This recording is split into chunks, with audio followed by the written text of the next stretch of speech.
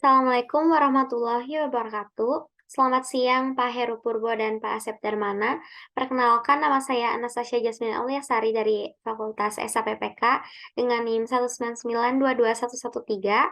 Di sini saya bersama ketiga rekan kelompok saya yaitu Amadea Martawijaya dengan NIM 199222105, lalu Devina Mulyati Naila Gunawan dengan NIM 199222109, dan Aisyah Syahidatun Nisa dengan NIM 199221117. Di sini kami akan mempresentasikan hasil tugas besar kedua dari mata kuliah pengenalan komputasi, yaitu pengolahan dan analisis data dengan menggunakan pemikiran komputasi dan pemikiran logaritma dari data file XLX atau CSV dengan menggunakan Python.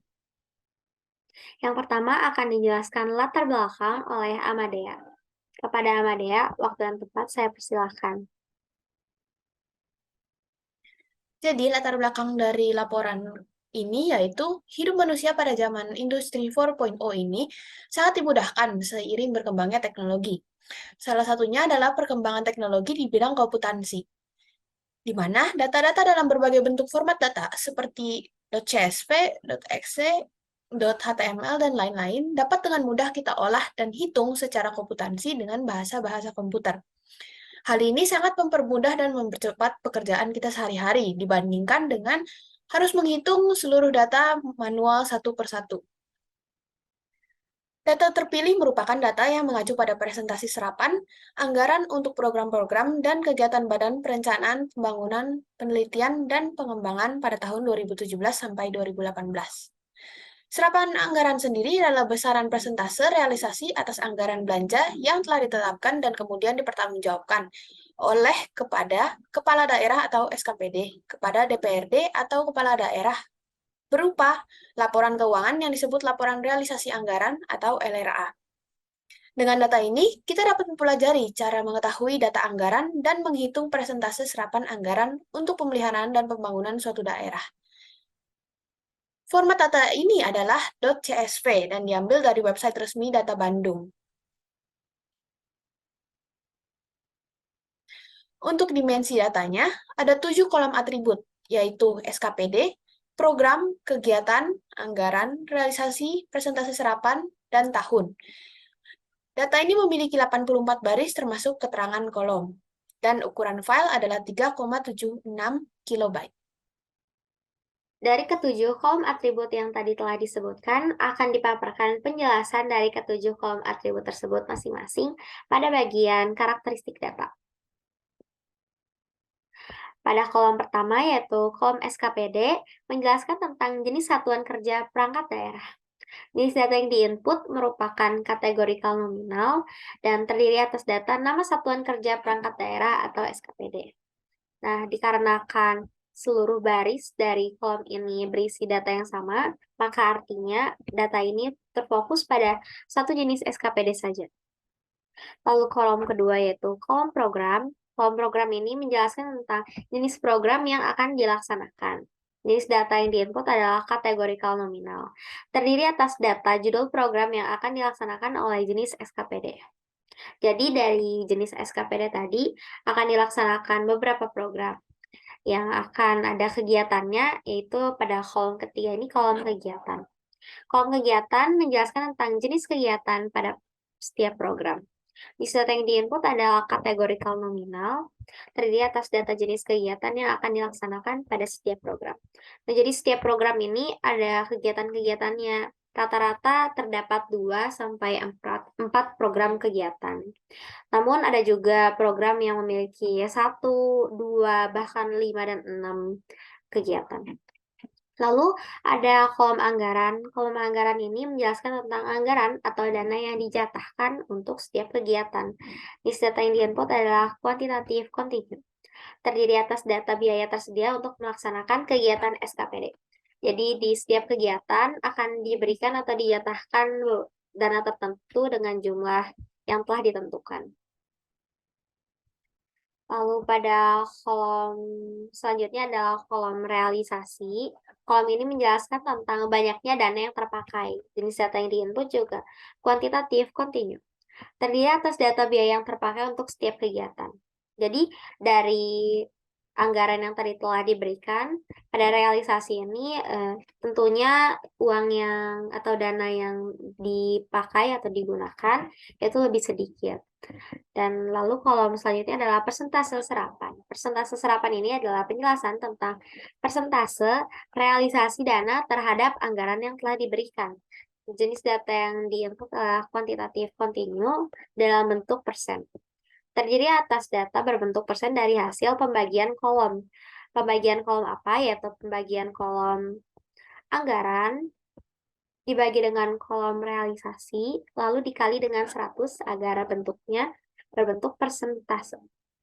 Dan terakhir adalah kolom tahun. Kolom tahun ini menjelaskan tentang kapan kegiatan tersebut mulai dijalankan. Jenis data yang diinput adalah kuantitatif kontinu. Terdiri atas data tahun berapa tiap kegiatan mulai dijalankan. Selanjutnya adalah statistika. Statistik pada data dapat mempermudah pembaca dalam menentukan hal-hal umum pada suatu data dengan cepat tanpa harus menghitungnya secara manual terlebih dahulu. Nilai-nilai statistik itu ada antara lain, ada rata-rata, standar deviasi, persentil, ekstremum, frekuensi data, dan lain-lain. Berikut menampilkan 10 data pertama. Data terbesar dan terkecil pada kolom anggaran dan realisasi, rata-rata anggaran dan realisasi, dan standar deviasi data. Dengan menampilkan nilai terbesar, terkecil, min, dan standar deviasi data, kita dapat dengan jauh lebih mudah menentukan atau menghitung kelanjutan pada data dengan cepat. Lalu, dengan menampilkan beberapa data pertama dari sampel data, kita dapat mengetahui data-data secara singkat dan lebih mudah terbaca. Selanjutnya menampilkan frekuensi dan statistik sederhana. Dengan menampilkan frekuensi data pada setiap program maupun kegiatan, kita dapat dengan mudah menentukan dan menyortir berapa kali program atau kegiatan tersebut dilaksanakan. Berikut adalah perhitungan statistik yang lebih lengkap dengan nilai persentil. Visualisasi. Visualisasi yang pertama itu perbandingan kategori. Visualisasi ini dapat kita temukan dengan menggunakan grafik dalam bentuk vertikal atau horizontal, bar chart atau column chart, histogram, radial chart, dot plot, dan lainnya. Berikut adalah bahasa pemrograman yang kita gunakan agar visualisasinya terlihat. Di sini sumbu X dengan data kegiatan dan sumbu Y sebagai data realisasi. Lalu kita akan mendapatkan bar chart seperti ini. Lalu contoh yang kedua, ini ada perbandingan kategori antara program dan realisasi dengan bahasa pemrograman yang sama seperti sebelumnya, dengan sumbu X sebagai data program dan sumbu Y sebagai data realisasi. Lalu yang kedua ada visualisasi perubahan terhadap waktu. Visualisasi ini dapat kita temukan dengan menggunakan grafik dalam bentuk line chart, area chart, plus text area chart, histogram, dan lain-lain. Kita dapat menemukan visualisasi seperti ini dengan menggunakan bahasa pemrograman seperti berikut. Dengan sumbu X sebagai data tahun atau data waktunya dan sumbu Y sebagai data anggaran.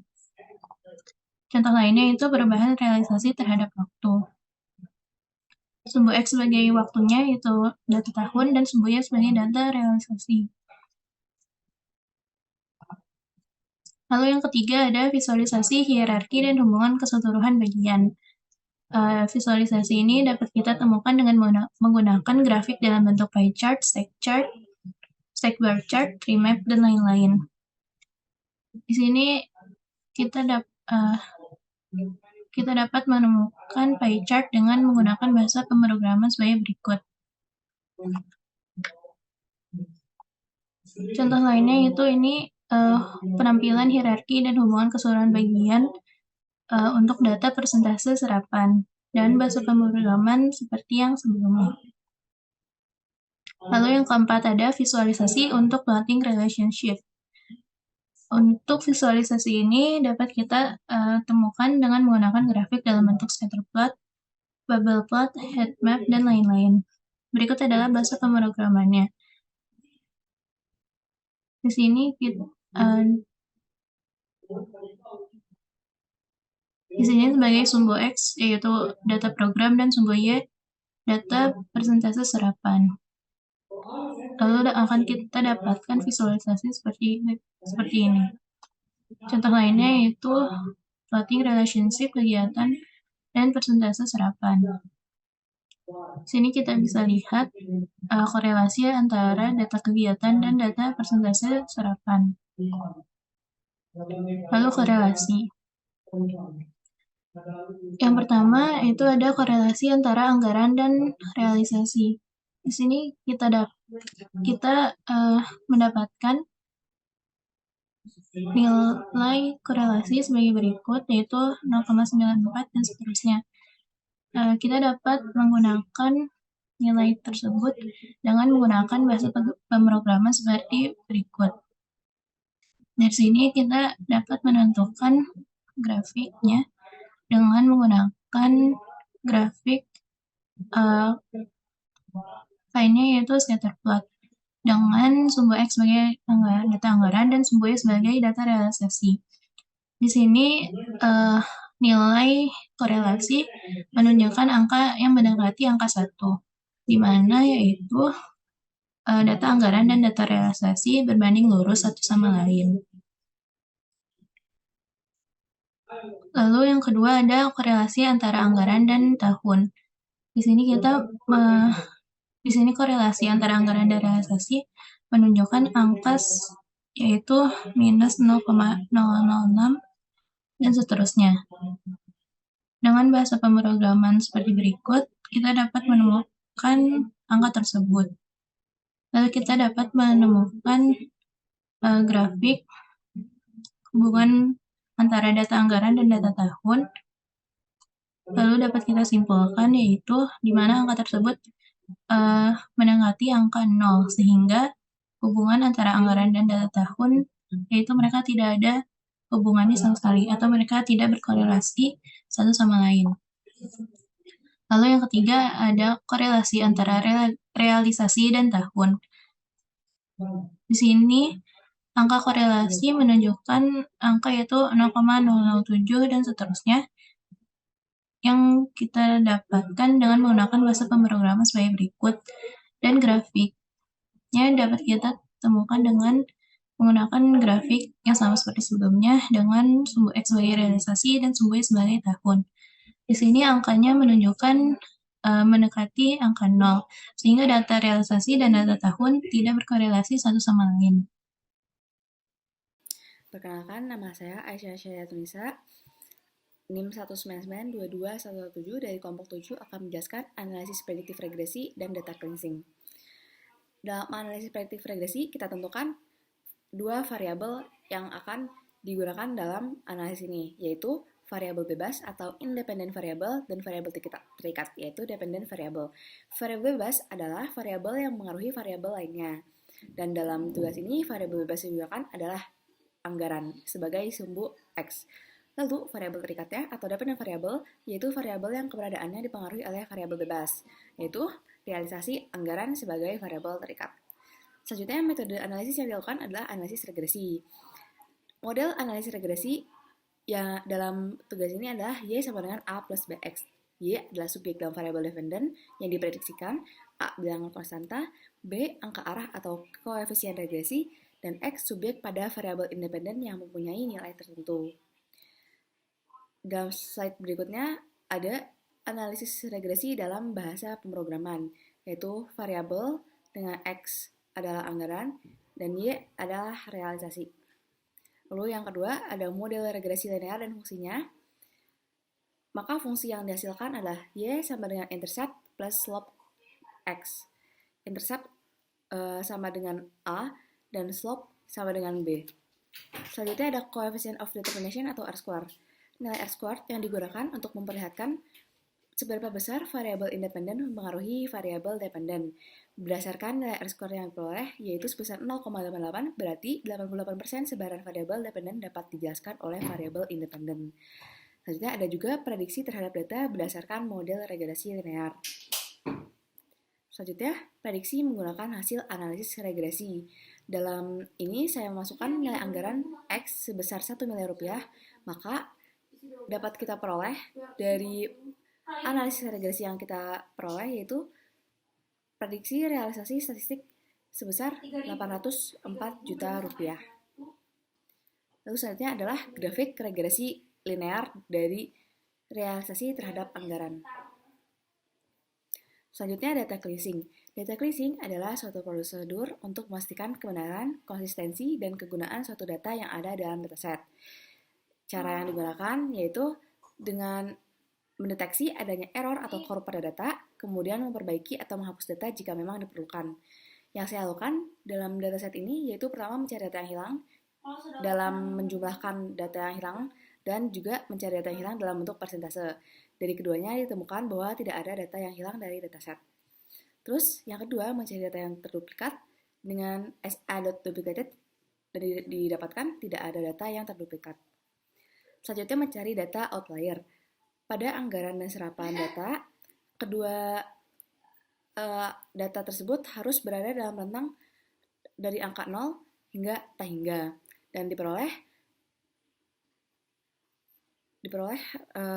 rentangnya terdapat dalam rentang angka 0 hingga tak hingga, maka tidak ditemukan outlier pada anggaran dan serapan data. Selanjutnya, persentase serapan harus berada dalam rentang 0% sampai 100% dan ditemukan bahwa tidak ditemukan outlier dalam data persentase serapan. Selanjutnya ada inkonsistensi penulisan. Inkonsistensi penulisan dapat mempengaruhi dalam mengolah dataset. Maka yang saya lakukan adalah mengubah kolom program dan kegiatan menjadi lowercase. Hasilnya dapat dilihat dalam slide berikut. Sekian dari saya tentang analisis prediktif regresi dan data cleansing. Kurang lebihnya mohon maaf. Terima kasih. Baiklah, dari semua penjelasan yang telah dipaparkan, dapat kita tarik kesimpulan. Python adalah bahasa pemrograman serbaguna yang salah satunya dapat digunakan sebagai wadah pengolahan data. Disempurnakan dengan kemampuan berpikir secara komputasi dan logaritma, kita dapat menyelesaikan permasalahan dengan lebih cepat dan efisien dibantu dengan kemampuan komputer. Sebagai contoh, data yang tadi telah dianalisis dan telah dipaparkan sebelumnya, sebenarnya permasalahannya adalah sederhana sekali, yaitu mencari persentase dari realisasi terhadap anggaran dana pada setiap kegiatan.